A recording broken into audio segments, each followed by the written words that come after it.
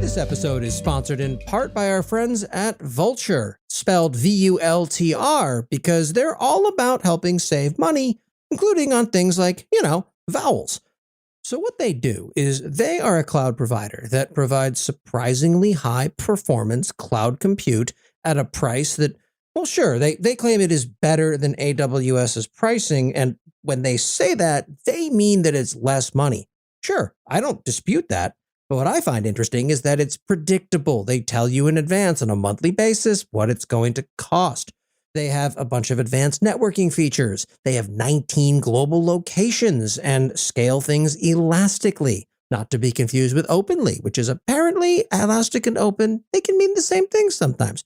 They have had over 1 million users. Deployments take less than 60 seconds across 12 pre-selected operating systems, or if you're one of those nutters like me, you can bring your own ISO and install basically any operating system you want. Starting with pricing as low as $2.50 a month for Vultr Cloud Compute, they have plans for developers and businesses of all sizes except maybe Amazon, who stubbornly insists on having something of the scale on their own. But you don't have to take my word for it with an exclusive offer for you. Sign up today for free and receive $100 in credits to kick the tires and see for yourself. Get started at vultr.com/morningbrief. That's VULTR.com/morningbrief. I've periodically said that I'm not a fan of doing volunteer work for a $1.468 trillion company and don't generally recommend it. On its face, it's clearly a ridiculous statement to even make. Companies usually aren't asking people to volunteer for them outright, and anyone who did would be shunned into oblivion. Yet there's a less blatant form of the behavior around that isn't exactly donate time and money to our non-charitable cause, and it straddles the combination of open source software and community. Compared to many of its large tech company peers, Amazon has historically struggled with its relationship to open source. Google has Kubernetes, Chrome, the Go programming language, and a mountain more. Microsoft has gone from the bad old days of being generally obnoxious to being the de facto stewards of everyone else's open source code by way of GitHub, as well as putting out Visual Studio Code, the TypeScript programming language, and a mountain more. And by way of contrast, Amazon effectively has free RTOS, because even niches have their niches, a frantic and slapdash fork of Elasticsearch that's basically a find and replace with the term OpenSearch because they got sued for trademark infringement, and a whole mess of projects that may as well be sales pitches. They invariably lead directly to the user spinning up billable resources within AWS and basically nowhere else, and they include such gems as the CDK, Amplify, and EKS distro. If I want AWS to pay attention to something I say, I'll tweet or I'll write a blog post about it. Occasionally, the topic might snowball into the mainstream consciousness via the press, at which point AWS will give in to its nature and post a defensive, tone-deaf blog post that attempts to set the record straight. On the other hand, if I want AWS to ignore me completely, all I have to do is open a pull request against one of their repositories. A quick trawling of a few of their projects show pull requests that have languished for years without comment from a maintainer. This is the common case, and while I could easily list a few examples, it would feel like singling out a couple of people or projects unfairly. Plus, whatever specific examples I chose would almost certainly get resolved within hours. The maintainers themselves are all invariably current or former AWS employees. Their recent Carpenter project's code owners file shows 2 AWS employees and 1 recent staff member who's now at Oracle. Let's be serious. This isn't a community. This is AWS attempting to leverage developers without actually hiring them. In fact, a couple of weeks ago, the OpenSearch project got a non-AWS employee maintainer. This was such a big deal that it basically blew up on Twitter when it happened. You might expect me now to unload on Amazon for all of this. I can already hear a whole bunch of staunch defenders of AWS open source warming up their keyboards to argue with the things I've just said. You all can save your time.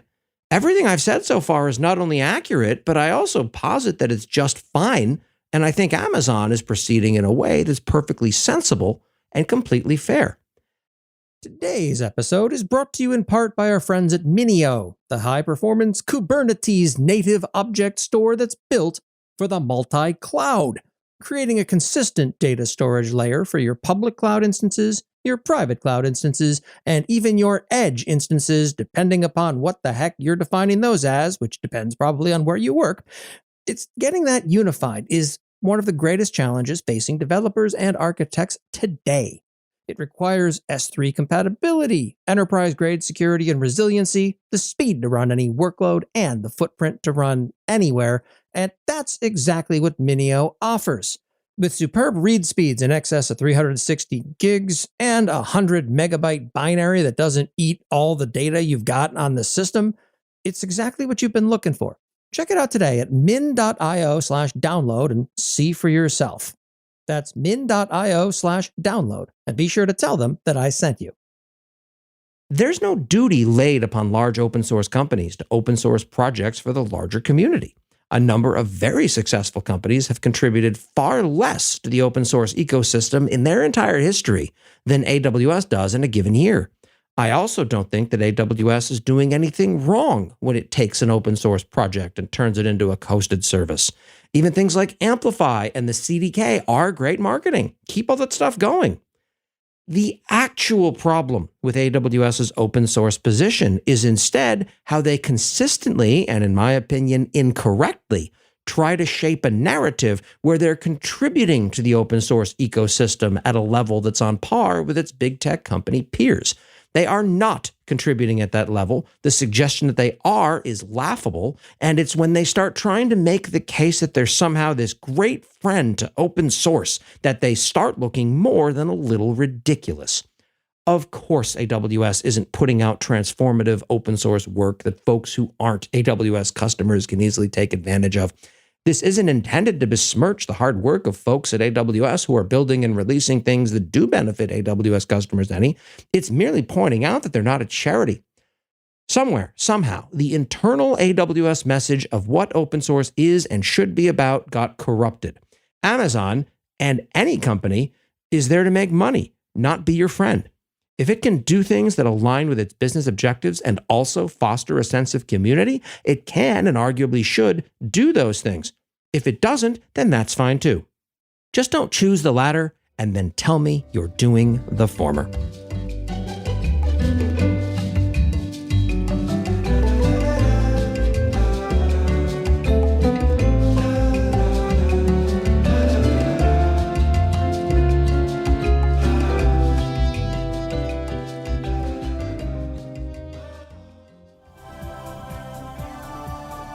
This has been a Humble Pod production. Stay humble.